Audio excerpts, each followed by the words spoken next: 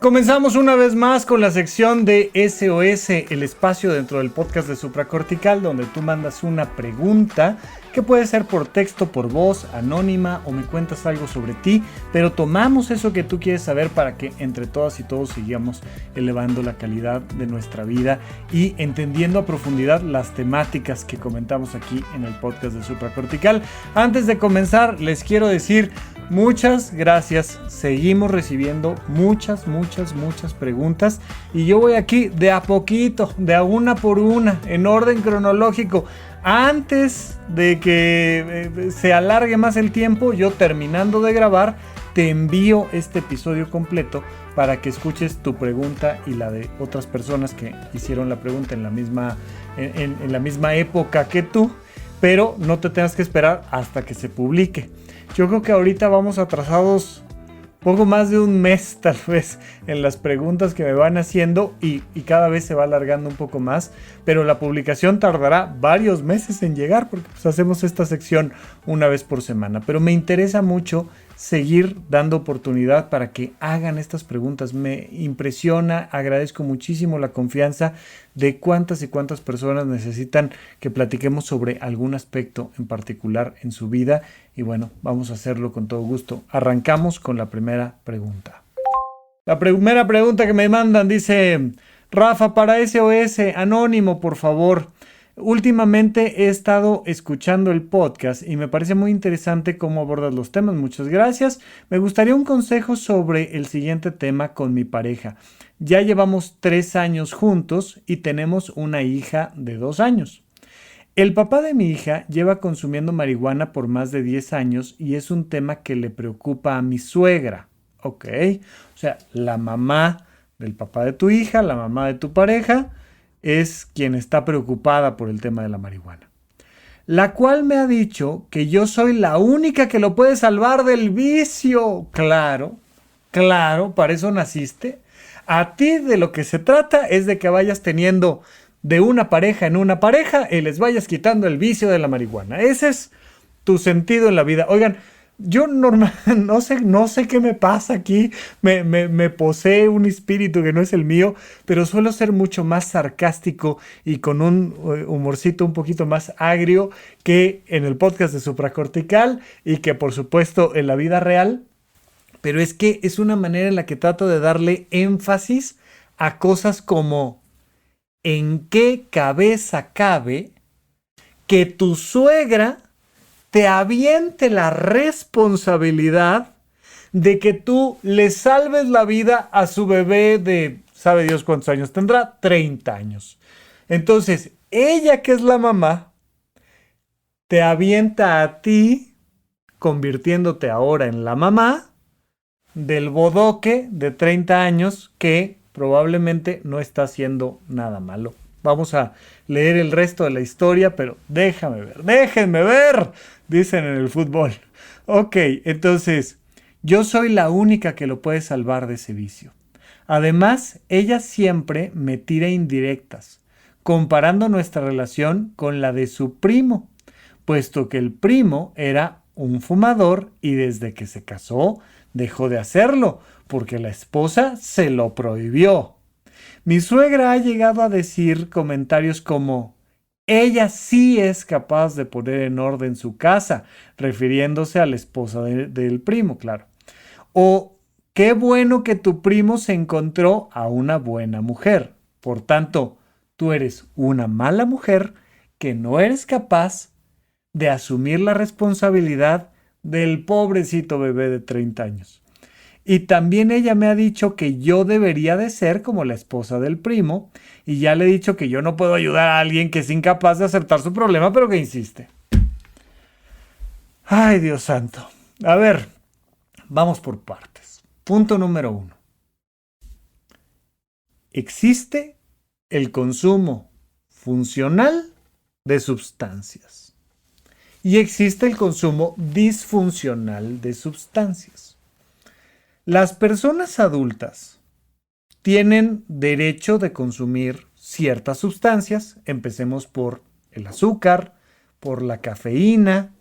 En México y en general en el mundo, el alcohol es una sustancia legal.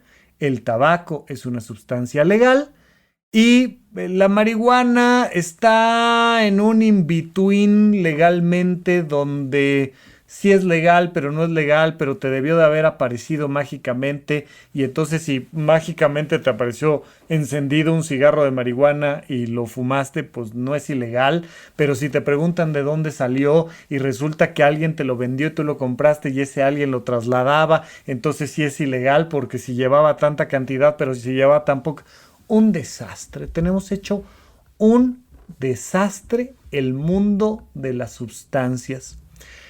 Y las sustancias, les recomiendo un montón el libro de Morir es un alivio.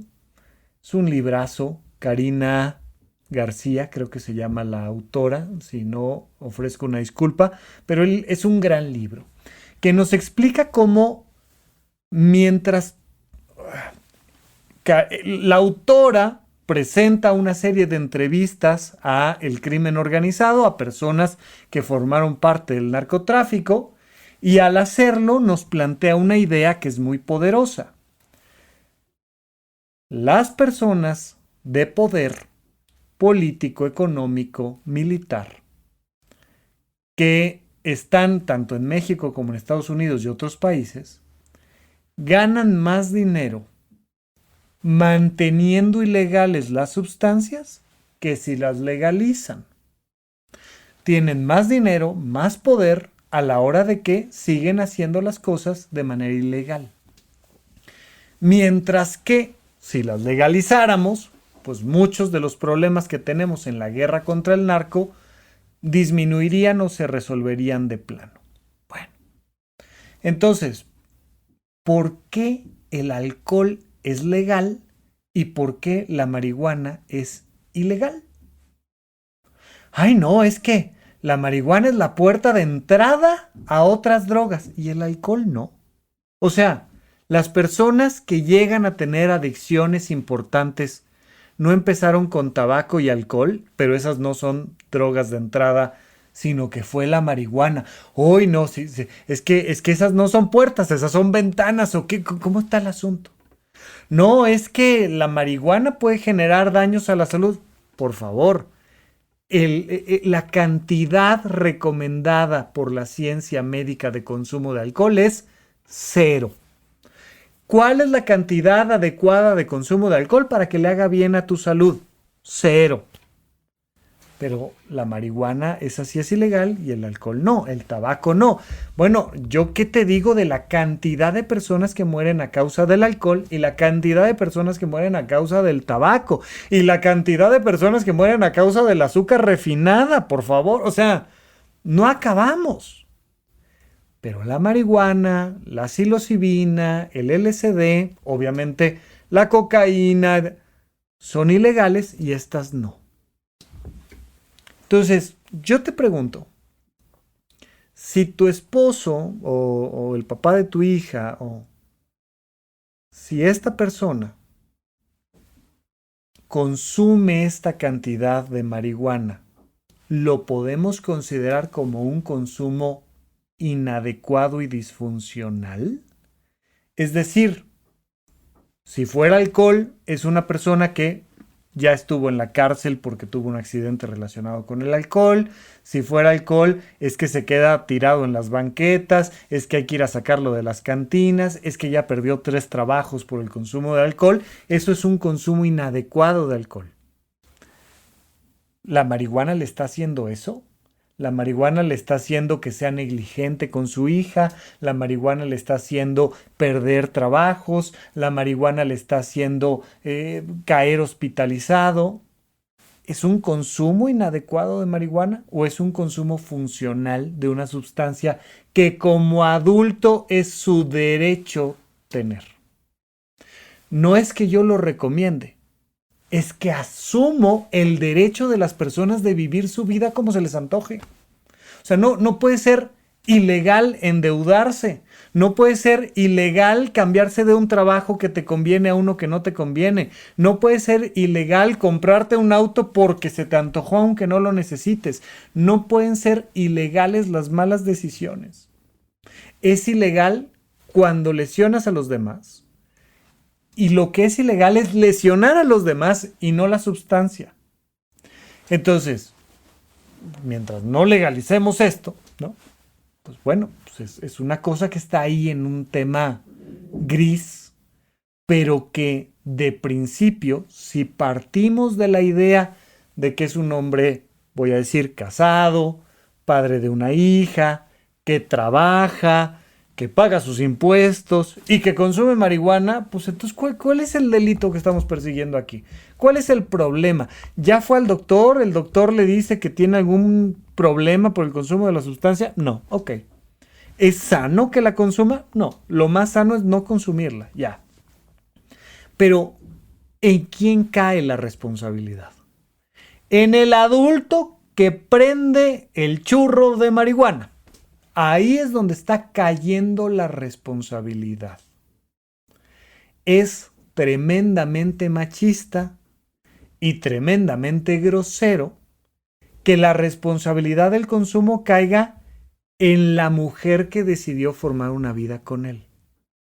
Es profundamente machista que la mamá del señor le diga a la esposa que es su responsabilidad y su culpa que él se esté haciendo daño con esas cosas. Y entonces entramos a otra temática que son los límites interfamiliares. ¿Quién tiene que ponerle un límite a la suegra? El hijo. Ojo aquí, por favor. La suegra le dice a la esposa que ponga en orden al niño que es el esposo. A quien hay que ponerle un límite no es a la marihuana, es a la suegra. Y quien le tiene que poner ese límite a la suegra no es la esposa, es el esposo, que es el hijo de la señora. Porque las relaciones interfamiliares pasan a través de la pareja. Yo no me voy a poner a pelear con mi suegra, punto. O sea, no me voy a poner a pelear con ella. Entonces me siento con mi esposo y le digo, a ver, tu mamá quiere que tú dejes de consumir marihuana y esa es decisión tuya. Y me echa a mí la responsabilidad de que yo te ponga un alto. Y eso yo no lo voy a hacer. Tú sabrás como adulto que eres, a mí no me gusta, o sí me gusta, o lo que tú me digas, pero ese es tu tema. Yo no te voy a poner un límite de lo que consumes o dejas de consumir. Ahora, lo que sí te voy a pedir es que le pongas un límite a ella. Tú tienes que hablar con tu mamá y ponerle un límite. Y los límites, recuerda que son acciones concretas que nos ponemos a nosotros mismos. Es decir, oye mamá, pues si no puedes estar respetando a mi esposa, entonces no vamos a venir a comer a la casa. Ahí es donde está el límite. No en la amenaza. No sé, los límites no son amenazas, son acciones concretas. ¿Podemos venir sin que hagas estos comentarios? No, yo de todas maneras voy a hacer los comentarios. Entonces no venimos, pero el límite me lo impongo a mí para entonces resguardarme de la persona que me agrede. Entonces yo hablo con mi esposo y le digo, por favor, que tu mamá no me esté haciendo estos comentarios. Ya está. Ok, muy bien. Ahora lo que toca es que tal vez él no quiere poner límites. Ay, no. Yo no me voy a pelear con mi mamá. Tú tienes un tema con ella, tú resuélvelo, yo no me voy a poner a pelear con... Ah, bueno, ok. Entonces, ya me das a mí la responsabilidad de cuidarme a mí misma de esos comentarios. Entonces, ¿sabes qué? Pues no voy a ir a estas reuniones, voy a tener que marcar distancia, no voy a hablar con tu mamá, me voy a distanciar con ella y se va a generar un conflicto. Porque si ella no deja de agredirme y tú que eres el intermediario no pones el límite lo tengo que poner yo. Por supuesto que hay de límites a límites y los límites van en escalada. No es lo mismo una llamadita de atención, no es lo mismo cuando ya hay una ruptura completa, hay niveles en los límites. Puede llegar un punto donde tú digas, ay mira, no le voy a poner un límite a la señora, voy a dejar que diga lo que diga, es un comentario y lo dejo pasar. O tú puedes responder ese comentario con, oiga, si usted en 30 años que yo lo conocí no le pudo quitar el vicio, no se lo voy a quitar yo. Y entonces contestar con un comentario. O directamente hablar con ella, señora, por favor, no me hable de esa manera, yo no voy a asumir esa responsabilidad. O meter distancia. Oye, yo no voy a ir a esos eventos, tal, tal, tal. O no, hasta que llegas a un punto donde en los niveles más altos están las órdenes de restricción. Esta persona no me puede contactar y no se puede acercar a mí a tantos metros de distancia. Ya está. Hay niveles en los límites, desde dejarlo pasar hasta poner un franco alto a esto a nivel jurídico. Evidentemente lo que me dices pues no suena que nos vayamos a ir hasta esas instancias, pero lo que sí te quiero dejar claro es, uno, el único responsable del consumo es él y no necesariamente está mal. Dos, es muy machista que su mami le diga a la esposa que se convierta en la nueva mami y le quite el vicio. Número 3, quien tiene que ponerle un límite a alguien es tu marido a la suegra. Número 4, si no lo hace él, tú vas a tener que poner el límite. ¿Queda claro? Parece una pregunta muy sencilla, pero es que tiene vericuetos importantísimos que por eso me encanta hacer esta sección de SOS. Y por supuesto, para agradecerte que me hayas mandado la pregunta, te mandaré el episodio ahorita en cuanto terminamos de grabar para que no te tengas que esperar hasta que se publique. Mientras tanto, muchas gracias por la pregunta. Vamos con la siguiente.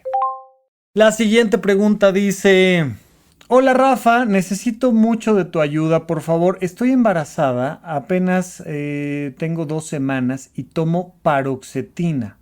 Ya llevo una dosis de 1/4, la quise bajar y tuve síntomas de muchos mareos y después le bajé a 1/8 de pastilla y ahora tengo miedo de que mi salud mental, durante el embarazo.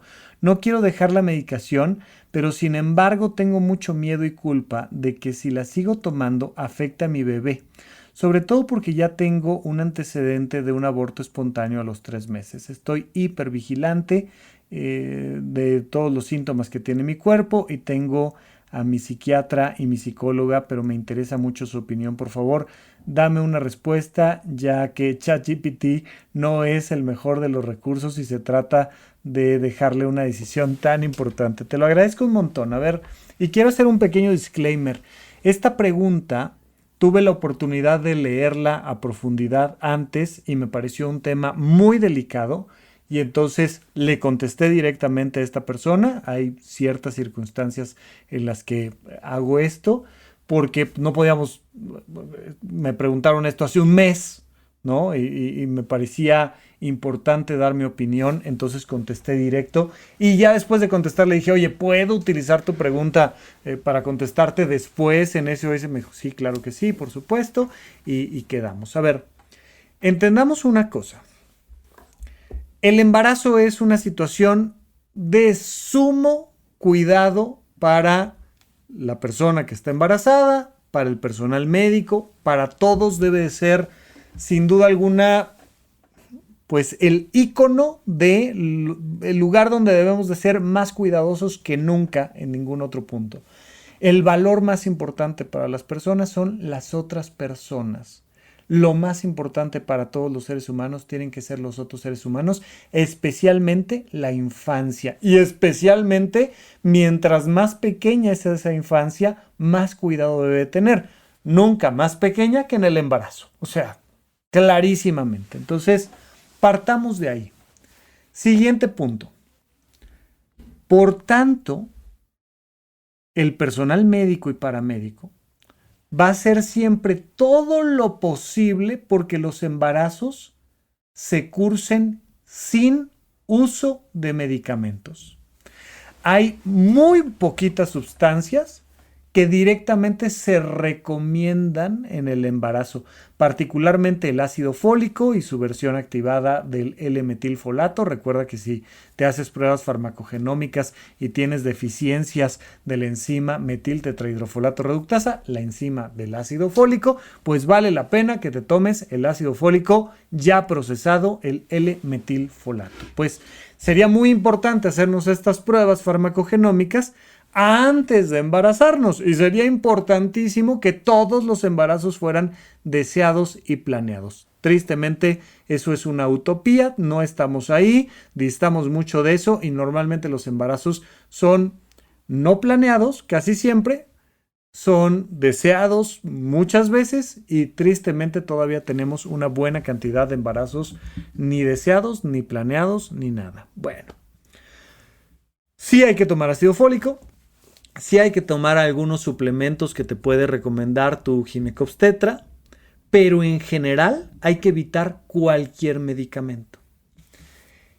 Que en general la recomendación sea evitar cualquier medicamento durante el embarazo, no significa que por tomarte un medicamento vayas a causar una consecuencia gravísima en el embarazo. No, no funciona así, no pasa de esta manera, no te preocupes. La enorme mayoría de los medicamentos tienen poca probabilidad de afectar a tu bebé.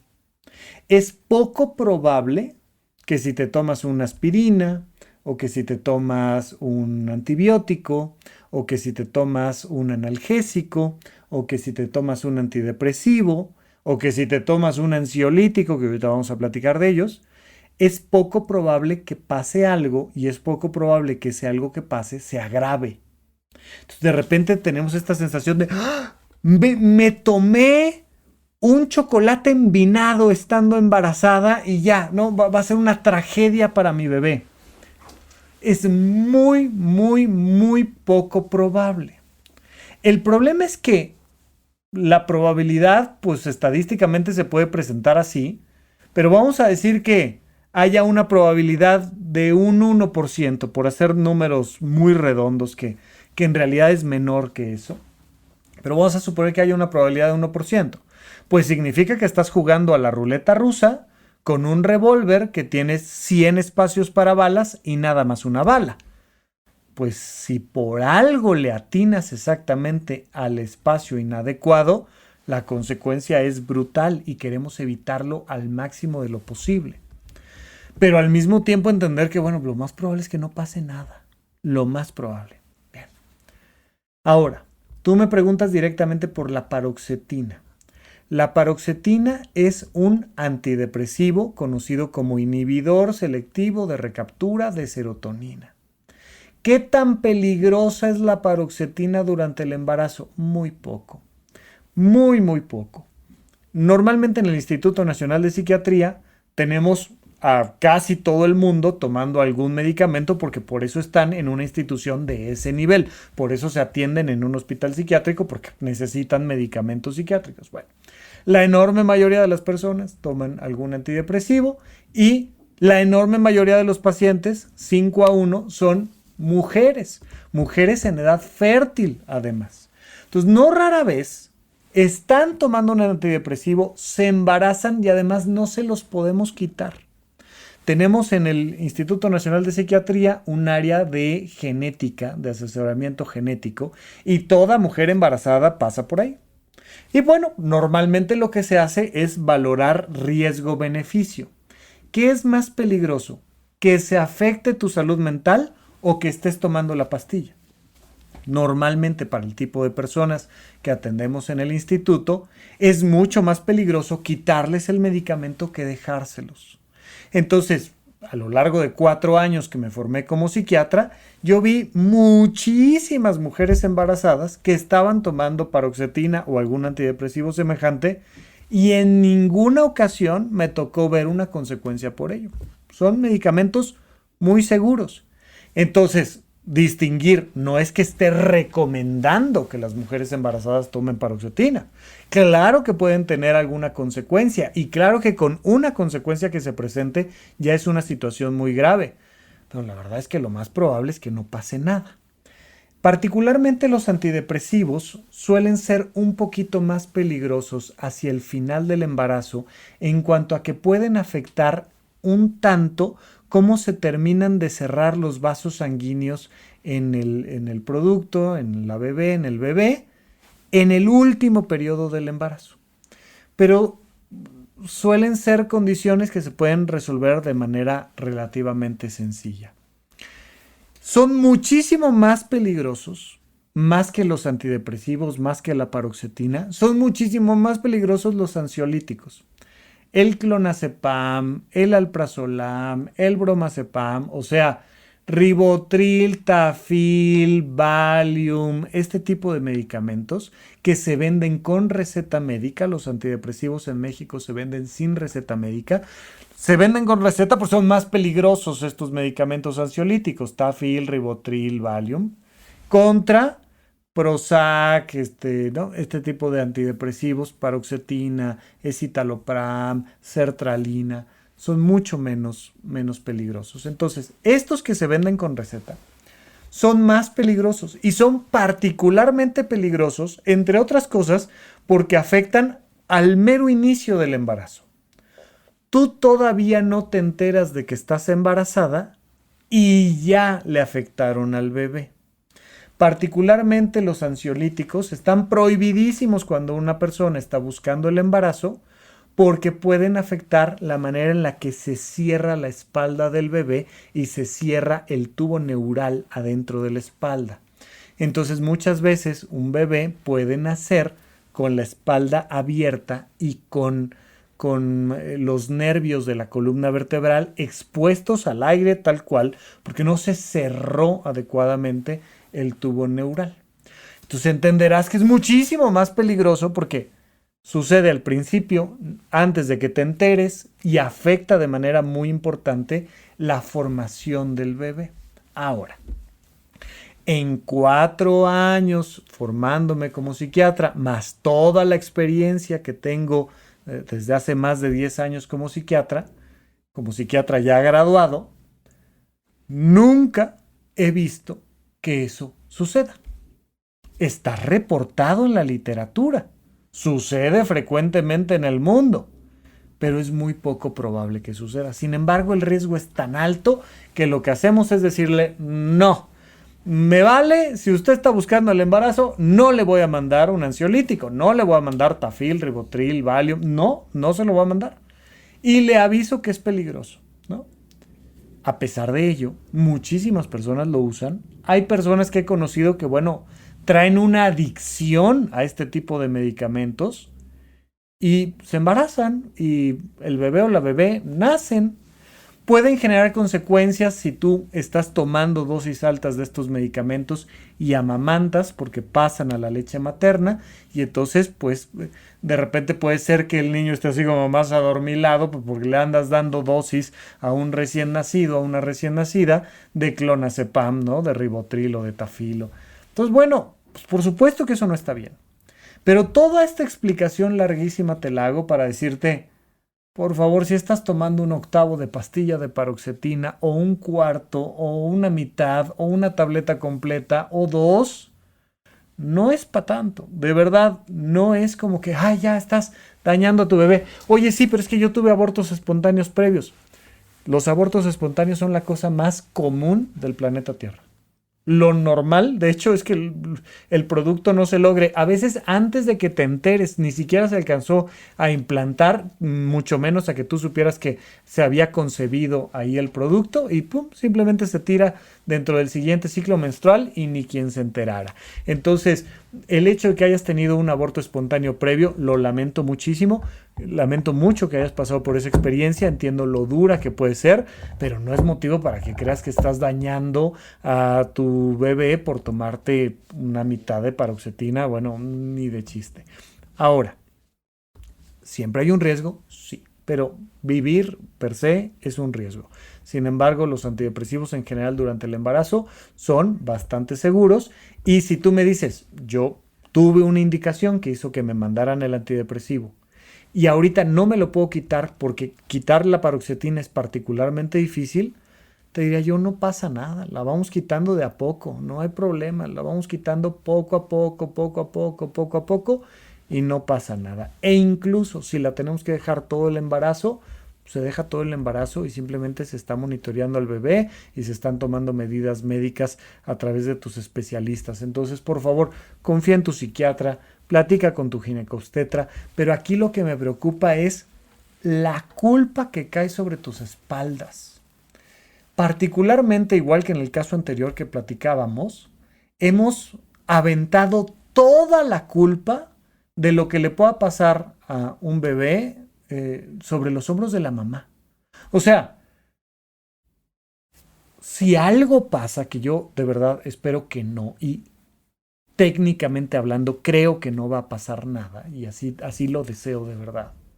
Pero si algo pasara, pues ahora resulta que la única culpable eres tú.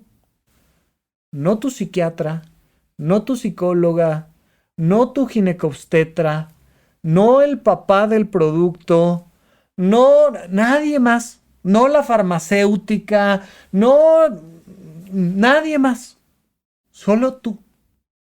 Y entonces, al caer sobre ti la culpa completa, pues lo que sucede es que tú ves como inmensos riesgos chiquitos.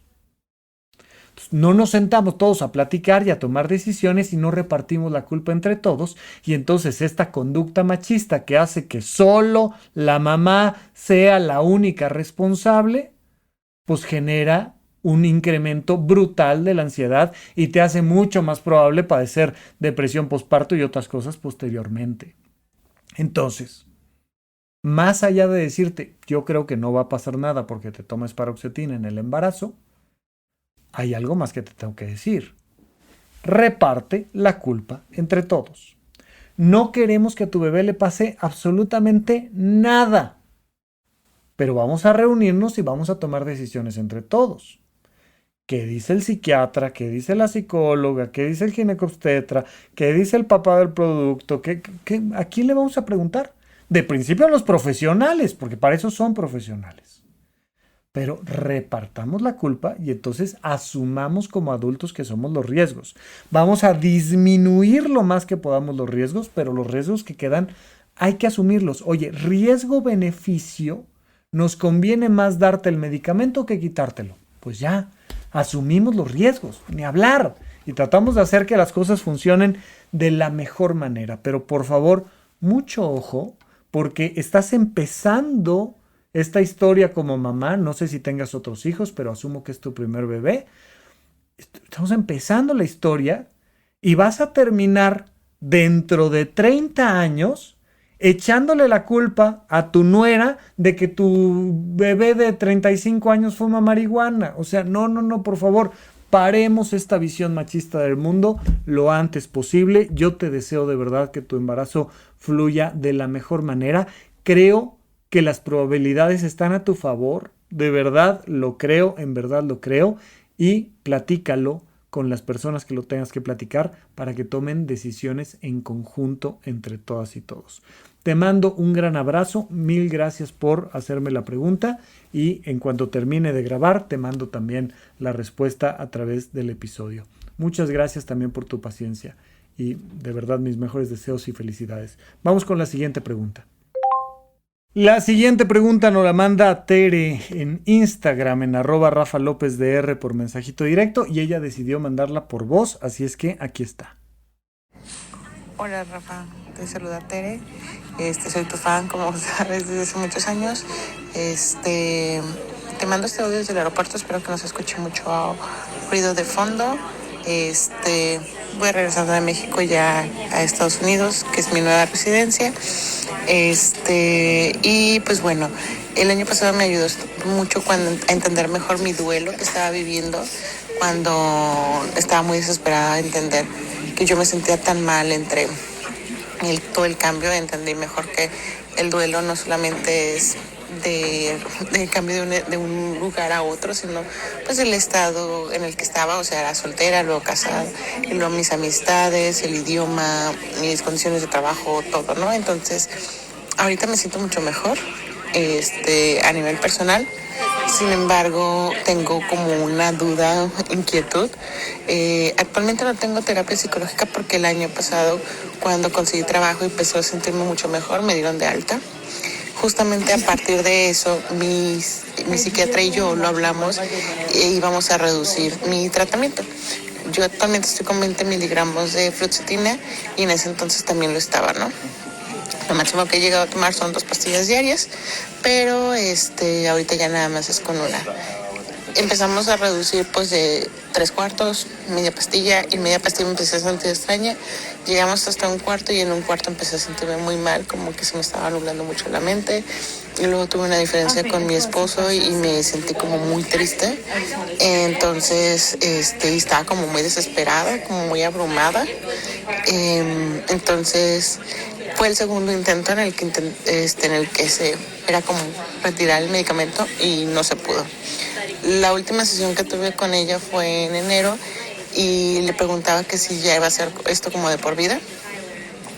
Y me dijo que pues base a la literatura, que es muy poco probable que se pueda retirar por completo, porque pues ya habían habido 2 intentos y pues no se había podido.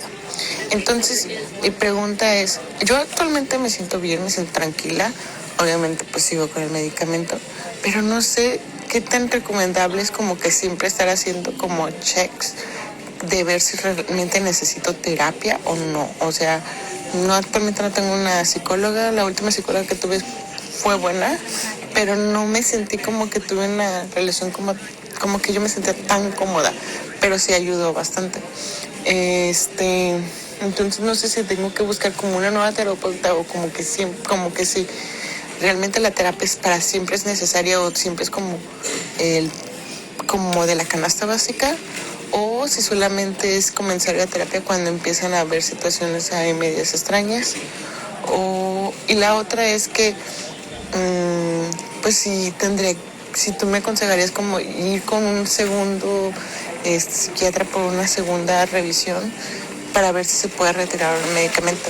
O sea, no me afecta tomarlo en lo absoluto, pero pues obviamente sí me brinca bastante. Tengo desde el 2021, si no me equivoco, tomándolo. Entonces pues digo, pues ya son 5 años y no sé, o sea, es raro. O sea, no me afecta como decir que tomo el medicamento, no me afecta como tomarlo, pero pues también me encantaría no tomarlo, ¿sabes? Entonces, te agradezco mucho todo lo que haces por todos nosotros, y te mando un fuerte abrazo. No, hombre, al contrario, muchísimas gracias por mandarme el mensaje, Tere.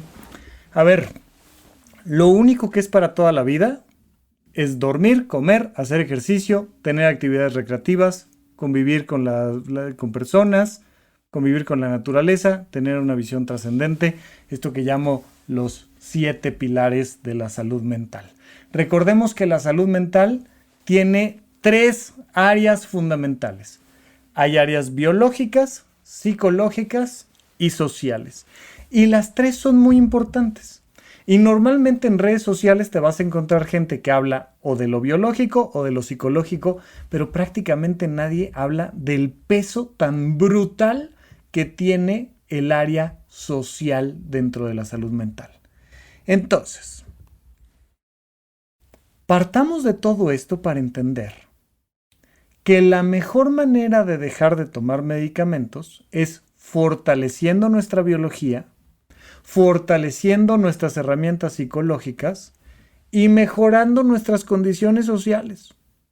Si yo quiero dejar de tomar un antidepresivo, tengo que hacer las 3 cosas. Rafa, pero ¿cómo? ¿Por dónde empiezo? Por dormir bien, por comer bien y por hacer ejercicio. Y por tener actividades recreativas, por supuesto.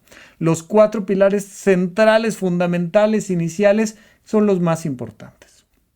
Ahora, esto de que dice la literatura que como ya tratamos de quitártelo 2 veces, entonces ya te lo vamos a dejar toda la vida, híjole, me parece francamente exagerado. O sea, francamente es como, ay, pues mira, pues en 2025 lo intentamos y en 2026 lo intentamos y como no se pudo, pues te lo vas a tomar en el 2064. Es como, espérame. ¿Por? ¿De qué me hablas? No.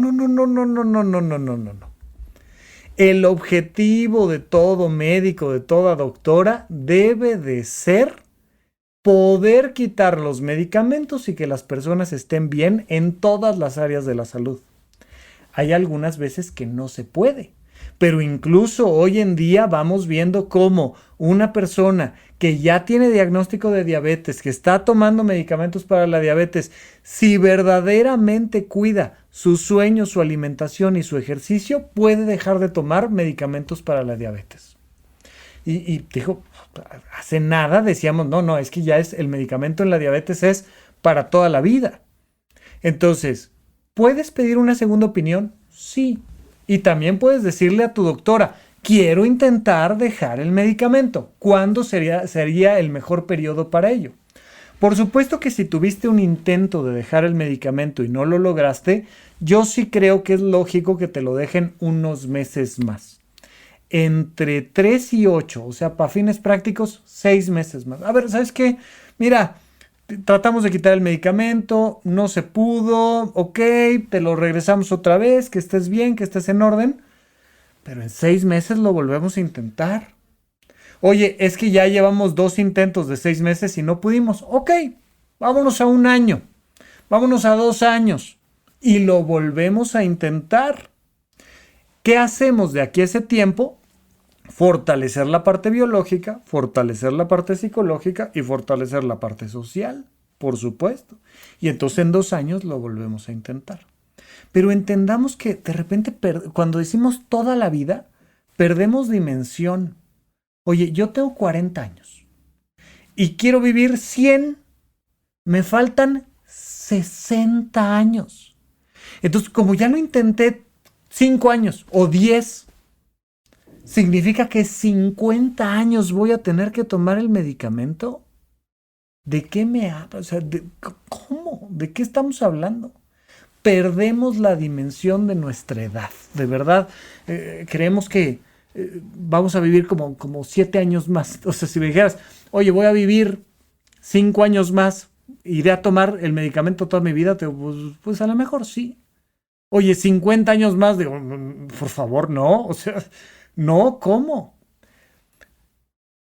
A menos que estemos frente a un cuadro depresivo, a lo mejor bipolar, que empezó en la infancia y que hemos requerido hospitalizar a la persona múltiples ocasiones y que estamos combinando varios medicamentos y me dices, oye, ¿será de toda la vida? Te digo, pues sí, lo más probable es que sí, porque es un cuadro muy grave que lleva mucho tiempo que no hemos logrado corregir. Pero aún así hay que intentarlo, ¿sabes? Aún así hay que tratar de llevar los medicamentos al mínimo y de ser posible quitarlos. Ahora, ¿la terapia ayuda? Sí ayuda. ¿La terapia tiene que ser toda la vida? No. El desarrollo de mis herramientas psicológicas sí tiene que ser toda la vida. Y una manera de adquirir herramientas psicológicas es la terapia, pero no es la única, les prometo que no es la única.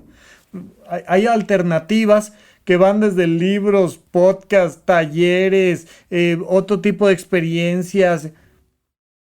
Te dan herramientas psicológicas. No siempre tiene que ser, no, cada semana hay que ir a terapia. No, tampoco es cierto. ¿Está bien ir a terapia? Claro que está bien, por supuesto que está bien ir a terapia. Pero hay que hacer ejercicio. Oye, tanto ayuda la terapia como hacer pesas. Por favor, hay que hacer ejercicio de fuerza. Tanto ayuda a la terapia como comer más verduras. Por supuesto que ya saben, hay que comer más de 30 plantas a la semana diferentes. O sea, sí, claro. Pero también la parte social. Oye, acuerdos en pareja, qué onda con el trabajo, actividades recreativas. Claro, todo eso es igual de importante. Yo realmente lo que te quiero decir es, hay que concluir que siempre hay que tener en vista la posibilidad de que dejes el medicamento. No, es que no me molesta. No es que no te moleste o te moleste o no te moleste. Es que es lo más recomendable. Si se tiene que tomar, se toma. Pero muchísimas veces hay que pensar que podemos dejar los antidepresivos, por favor. Importantísimo considerar que eso es una posibilidad y acercarte a tu psiquiatra. Buscar a uno diferente si tú quieres, eso no tiene nada de malo, pero de principio acercarte a tu psiquiatra y decirle, oye, ¿y si sí quisiera dejarlos, qué onda? ¿No? Porque obviamente lo más sencillo, seguro, fácil para tu psiquiatra es recetártelos. O no, a ver, vamos a ponernos a trabajar y vamos a pensar cómo sí. Oye, lo intentamos y no se pudo. Perfecto. Nuevamente, vamos a intentar el plan, ¿no? O sea, ¿cómo le vamos a hacer para intentar que esto se logre? Para mí, esa sería básicamente la recomendación que tengo por hacerte. Tómatelo, deja pasar un tiempo de algunos meses y vuélvelo a intentar. Mientras tanto, por favor, cuida tu salud física, incrementa tus herramientas psicológicas, pero también mejora tus condiciones sociales tanto como te sea posible. Te mando un gran abrazo, Tere. Te mando la respuesta en cuanto termine de grabar para que no te tengas que esperar hasta cuando se publique, pero al mismo tiempo te agradezco la paciencia porque sé que ya han pasado varias semanas desde que me hiciste la pregunta. Vamos con la siguiente. Nuestra última pregunta de este episodio. Hola, déjenme, luego me ponen aquí el nombre y me piden que sea anónimo, pero creo que no me pediste que fuera anónimo. Me llamo Sam, soy bailarina, tengo 29 años de edad. Actualmente estoy viviendo con mi novio con el cual llevo una relación de casi 3 años. Hemos estado viviendo juntos casi desde el inicio de nuestra relación. Somos una pareja muy sana, tenemos buenos hábitos de comida, de ejercicio, escuchamos tu podcast, va súper bien todo, maravilloso, felicidades. Escuchamos tu podcast, vamos a terapia de pareja y bueno, quisiéramos agregar que estos hábitos yo los aprendí de mi novio que se llama Luis. Él me enseñó tu podcast y entonces recientemente tuvimos nuestra sesión de pareja y hay algo que a mí me ha estado causando mucho conflicto. He notado que con mis amistades, en mi día a día y en mis conversaciones más comunes, tiendo a ser el centro de atención y jalar la conversación hacia mí y a empezar a hablar de mí y el yo y yo. Entonces, eso lo empecé a identificar en una sesión individual de terapia, ya que me estaba preocupando porque yo ya había estado observando esta actitud mía y me desagradaba el no poder dejar de interrumpir a la gente al hablar o ser yo la que hablara. Y me acaba de suceder con mi novio.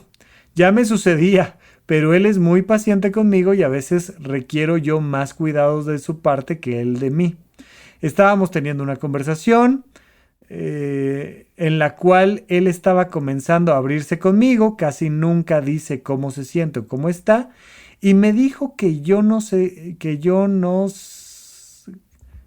me sentía con mucha energía, que se sentía un poco desconectado emocionalmente o desconectado conmigo. Inmediatamente yo comencé a alejarme de él, a sentir como una reacción de rechazo en todo mi cuerpo y a sentir miedo de un abandono y empecé a querer llorar y me dijo algo que me hizo reaccionar. Por eso no me puedo abrir contigo, porque o te enojas o te alejas o te vuelves un tema o vuelves el tema a que se trate de ti. Entonces me dolió mucho escuchar eso, obviamente no lo hice con una mala intención, reaccioné con miedo de que me abandonara y nunca lo escuché ni aquello que tenía que decirme. Incluso sí me dijo abiertamente que él estaba pidiendo que lo escuchara y pidiéndome ayuda.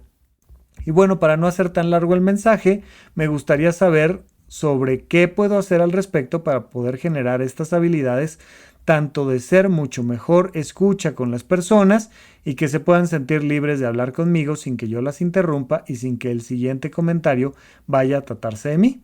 Y también cómo puedo ser una mejor escucha y una mejor ayuda para mi pareja porque yo siento que asumí que él estaba bien y emití juicios de que él tal vez no necesitaba ese apoyo o esa ayuda que me estaba pidiendo.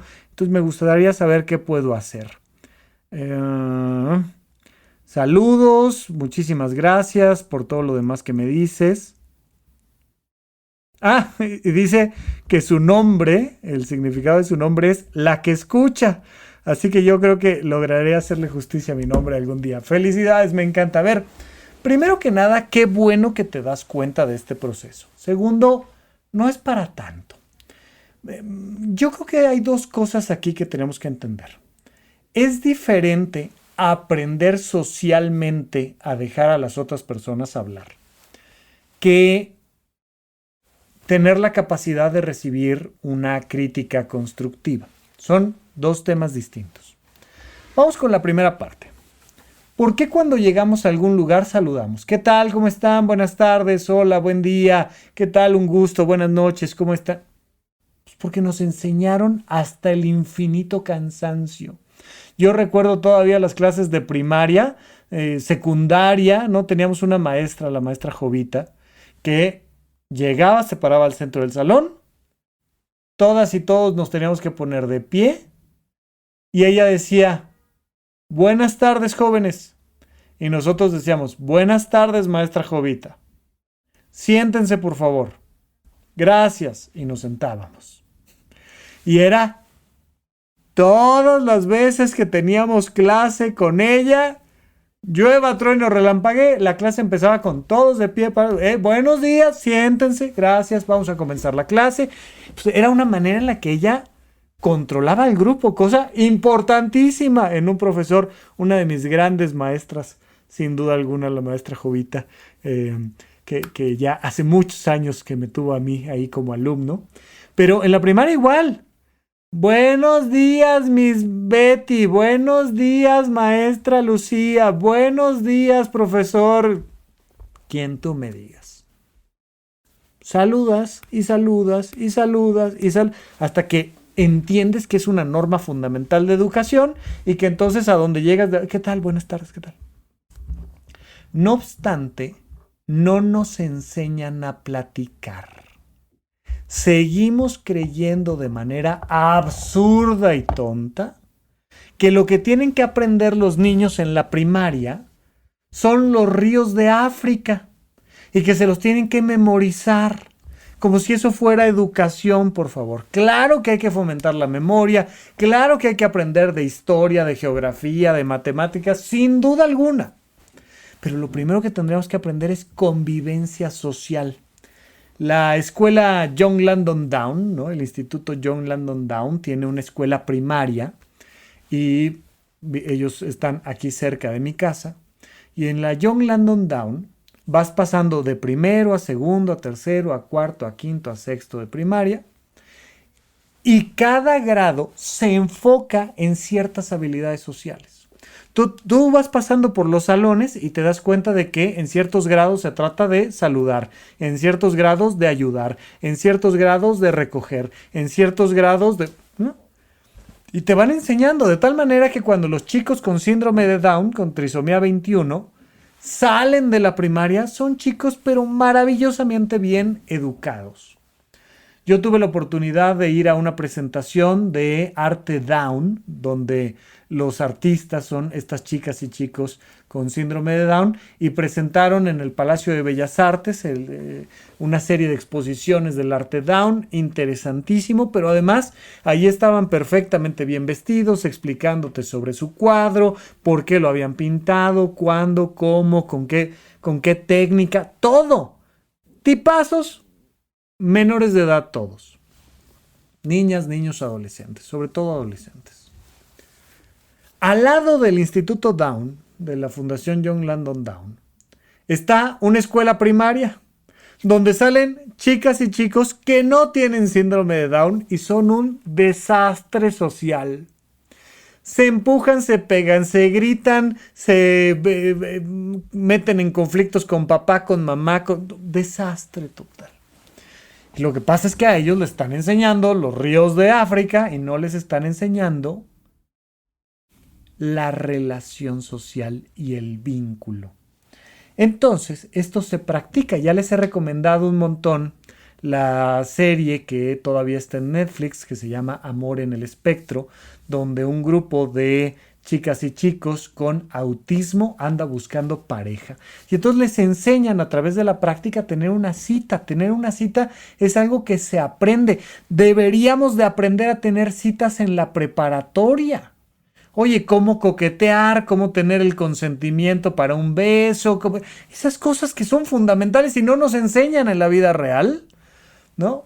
Y que entonces, bueno, pues vamos desprotegidos pensando que así como platico yo, así se debe de platicar. Entonces, yo lo que te propongo directamente para la primera parte que me comentas es Practica. Ve a un evento específico. Oye, voy a tomarme café con una amiga y voy a preguntarle cosas.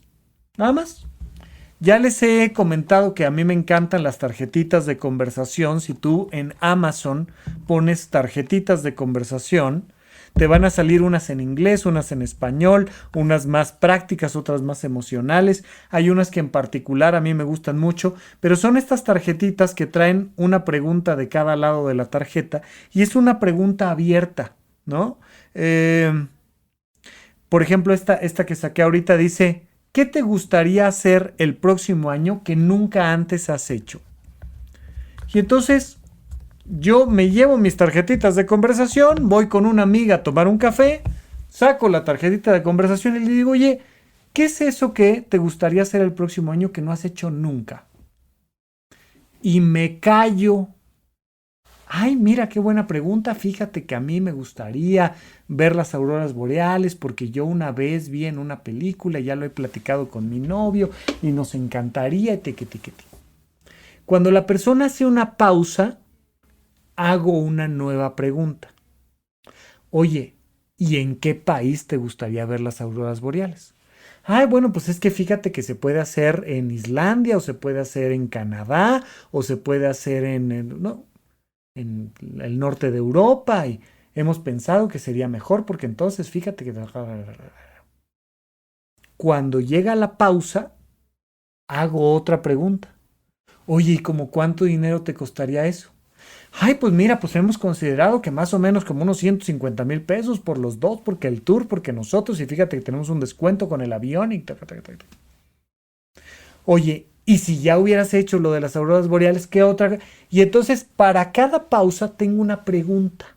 A menos que la otra persona me diga, oye, ¿y a ti qué te gustaría hacer? Entonces platico yo un bloque, pero cuando termino de platicar, meto pregunta para entonces regresarle la pregunta a la otra persona. Entonces, yo le doy el balón, le doy el balón, le doy el balón, y si me lo avienta y lo recibo con todo gusto, y luego lo regreso otra vez, ¿no?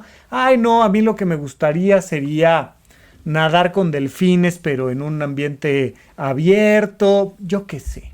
Pero termino de hablar yo y regreso a la pregunta. Oye, ¿y qué es lo último que nunca habías hecho, pero ahora sí ya hiciste, no sé, el año pasado, el anterior? Y regreso a la pregunta, ¿ok? Esto se practica. No tiene que ser así siempre. Hay, hay muchas ocasiones donde gente histriónica como tu servidor, pues es el centro de atención y cuando yo me callo, pues nadie habla, ¿no? Y todo el mundo se la pasa mal y luego hasta te reclaman, ay, pues es que tú eres el alma de la fiesta y no, ahora no, ni preguntaste, ni dijiste, ni... Hay lugares, personas y reuniones donde al contrario lo que están esperando es que la persona hable. Y entonces pues hablas. Hay otros lugares donde al contrario, estorba que hables. Y entonces pues, hay que aprender a callarse. El primer ejercicio circense que aprendí a hacer, ya tenía yo un poco de experiencia haciendo teatro, pero cuando empecé a hacer circo, el primer ejercicio fue estatua. Te decían, primero tienes que aprender a no moverte para luego moverte, gesticular, moverte en el escenario. Pero lo primero que tienes que aprender es a no moverte. Bueno, pues aquí en las conversaciones, una estrategia fundamental que tenemos que aprender todos es a callarnos la boquita. Entonces ve a una reunión donde propositivamente decidas que tú vas a hablar, ve a una reunión donde decidas que no vas a hablar nada, ve a una reunión donde decidas que tú vas a preguntar, pero ve tallerizando esto, ve practicando y ve dejando que se logre sentir si necesitan que hables más, que hables menos. Hay ciertas circunstancias donde, dice Lisa Simpson, más vale cerrar la boca y pasar por tonto que abrir la boca y despejar las dudas. Dice, ¿no? Y entonces, pues, hay momentos donde aprendemos a callarnos y está bien, ¿no? Para eso tiene uno el podcast, para hablar aquí durante una hora. O sea, ya te desahogas en otro lado. Bueno, punto número 1. Punto número 2. Una habilidad diferente es aprender a recibir críticas. Y eso no se aprende rápido. Te recomiendo ir de a poquito. De a poquito, despacito, no dando, nunca dando pasos sin guarache, ¿no? Con cuidado. Para poder aprender a recibir críticas, necesitas sentirte que el espacio es seguro y que te quieren. La mejor manera de aprender de inicio a recibir una crítica es en un espacio de seguridad. En teoría, la terapia debería de hacerte sentir segura y algo que puedes pedir es, oigan, yo necesito sentirme querida. Y a veces directamente es, a ver, ven, mi amor, te apapacho, te abrazo, ven, te quiero. Te digo desde ya que tengo mucha ilusión el próximo fin de semana irme contigo de viaje o que vayamos al cine. Entonces, esto que te estoy platicando, no te estoy diciendo que vayamos a tronar y que no queremos volvernos a ver nunca jamás en la vida. No, no, no, no, no, no, no. Te quiero, te amo, te adoro. A pesar de eso, lo que vas a escuchar te va a provocar emociones fuertes. Tienes que aprender a gestionarlas. Entonces vamos despacito, ¿no? Creamos un espacio de seguridad y de cariño.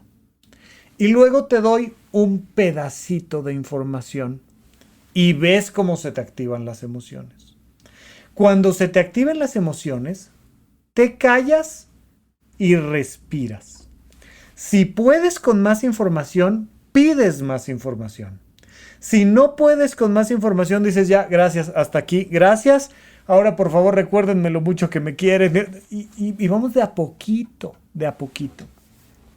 Por supuesto, no solo en terapia, sino con amistades, con familiares, con aprender a que te den opiniones negativas.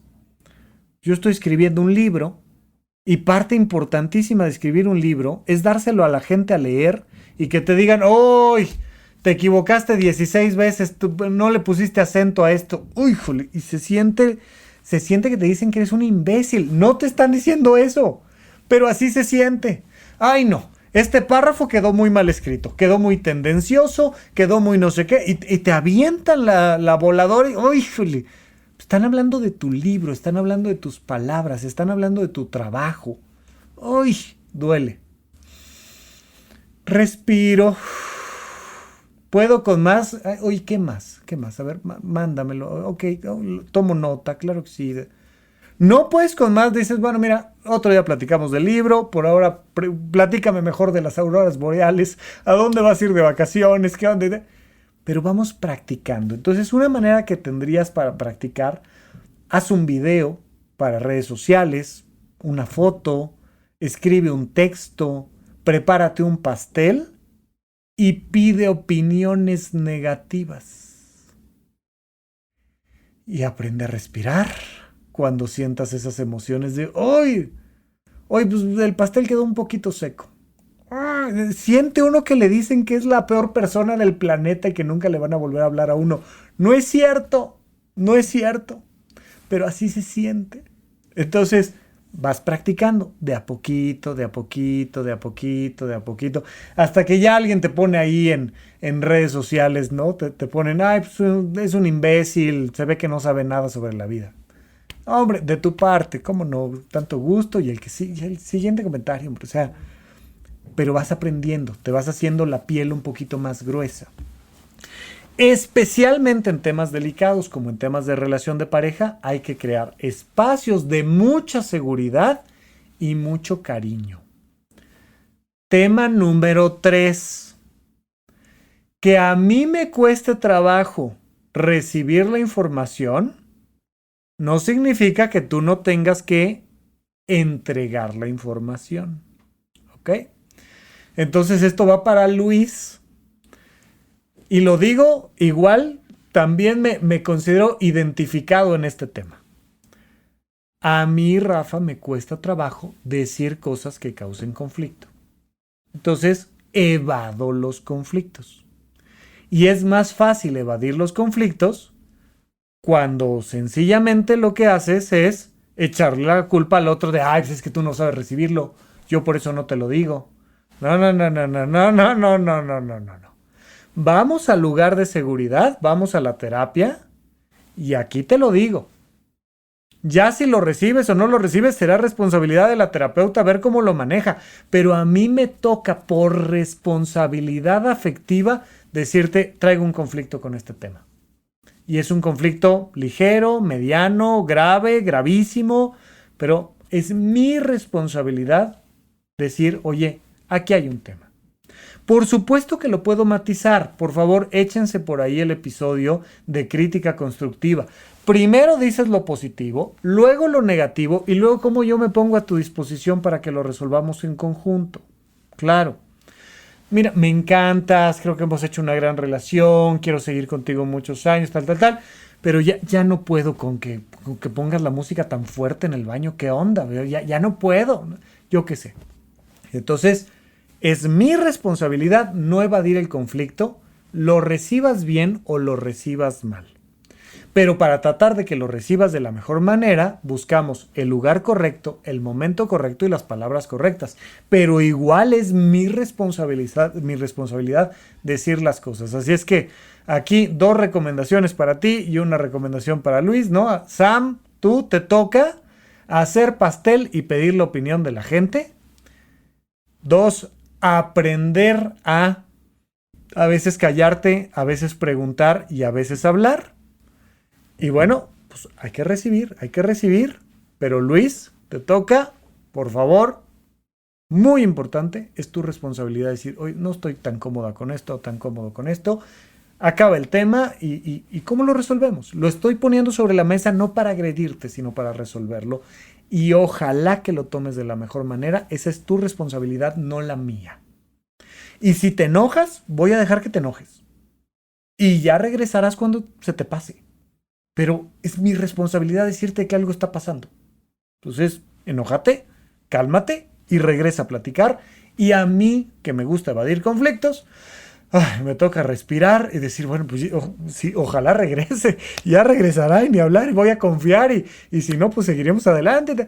¿No? Pero entonces esto, a la hora de que yo no evado los conflictos y a la hora de que yo recibo las críticas, pues entonces tenemos más herramientas para construir justamente la pareja que queremos. Bien, les agradezco muchísimo, ya me extendí un montón también con esta respuesta. Vamos de a pregunta por pregunta. De verdad, me llegan como 5 preguntas diarias y contesto como de a 4 o 5 por semana. Entonces, con paciencia, por favor, pero les agradezco muchísimo que me ayuden a construir esta sección. Recuerda que si quieres mandar tu pregunta, lo puedes hacer a través de Instagram en @RafaLopezDR y con todo gusto por aquí te contesto.